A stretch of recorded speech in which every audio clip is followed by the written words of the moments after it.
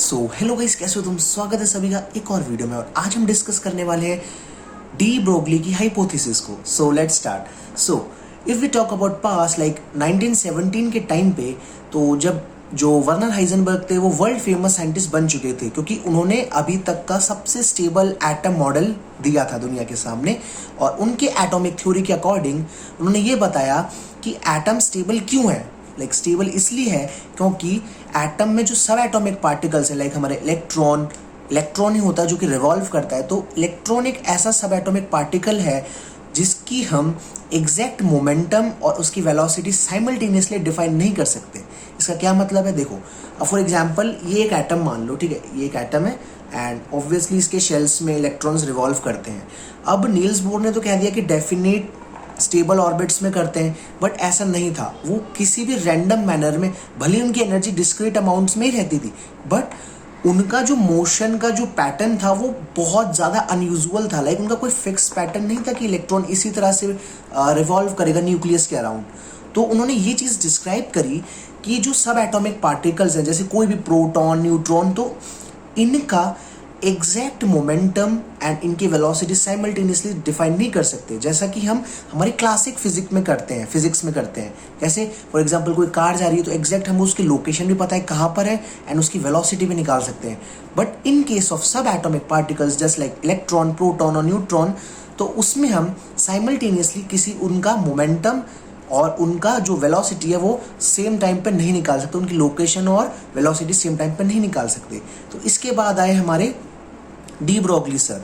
तो उन्होंने 1924 में एक न्यू थ्योरी प्रपोज करी, इसको एक्सप्लेन करने के लिए हाइजेनबर्ग के सपोर्ट में, ठीक है। उन्होंने क्या कहा कि जो पार्टिकल है, मतलब जो हमारा मैटर है, वो सारा डुअल नेचर शो करता है।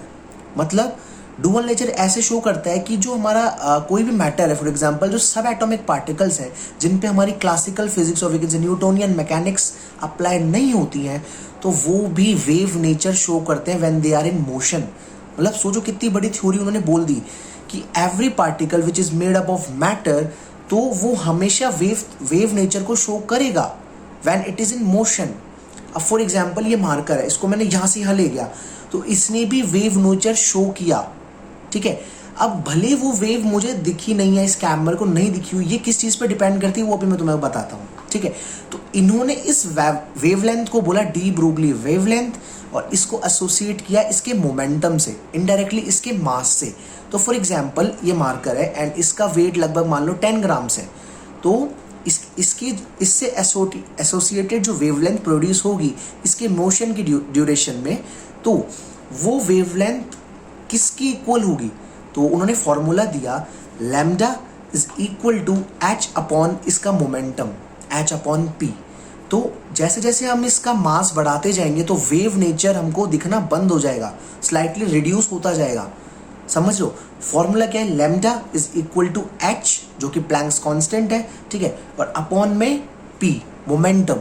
अब मोमेंटम क्या होता है, M into V, mass into velocity, ठीक है। तो अगर वेलोसिटी को कांस्टेंट रख दूं और मास को बढ़ाता जाऊं तो वेव नेचर का जो मतलब जो वेवलेंथ है वो बिल्कुल जीरो की तरफ टेंड करने लगी, मतलब हमें दिखेगी ही नहीं। And if we increase the velocity और मास को बिल्कुल रिड्यूस कर दूं, लाइक 10 ग्राम से, लाइक जैसे हमारा सब एटॉमिक पार्टिकल, जैसे इलेक्ट्रॉन का मास होता है 9.1 इंटू 10⁻31 kg, लाइक इतना कम मास अगर मैं कर दूं as compare to this marker और एनी मैक्रो पार्टिकल्स, तो उसका जो वेव नेचर है वो बहुत अच्छे से हम देख सकते हैं, ठीक है।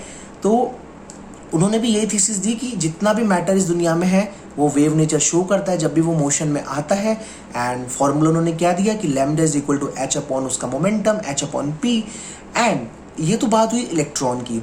तो फॉर एग्जांपल अब किसी इलेक्ट्रॉन को किसी वी वोल्टेज या फिर वी पोटेंशियल डिफरेंस के अक्रॉस उसको एक्सेलरेट करवा दे, तो उसका भी एक फॉर्मूला है, lambda is equal to H upon root में 2m/v।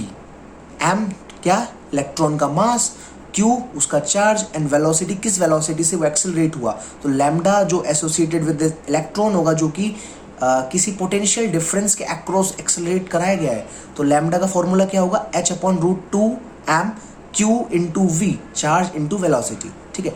एंड एक फॉर्मूला और है, अगर फॉर एग्जाम्पल अगर सिर्फ ये दे रखा है कि किसी इलेक्ट्रॉन को उसकी वेलोसिटी दे रखी और किसी इलेक्ट्रॉन को एक पर्टिकुलर पोटेंशियल डिफरेंस के अक्रॉस एक्सेलरेट करवा दिया गया है, तो उसका जो वेवलेंथ होगा उसका एक और फॉर्मूला है 12.3 डिवाइड बाय रूट में वोल्ट, और ये जो वेवलेंथ आएगी ये मीटर में नहीं आएगी, ये आएगी एंगस्ट्रॉम में, मतलब लाइक 10⁻⁻10 मीटर। ठीक है, सो आई होप तुमको समझ में आया होगा एंड सब्सक्राइब कर लो। Thanks for watching and follow कर लो इंस्टा पे देख रहे हो तो, एंड ऐसे वीडियोस आते रहेंगे। सो बाय बाय।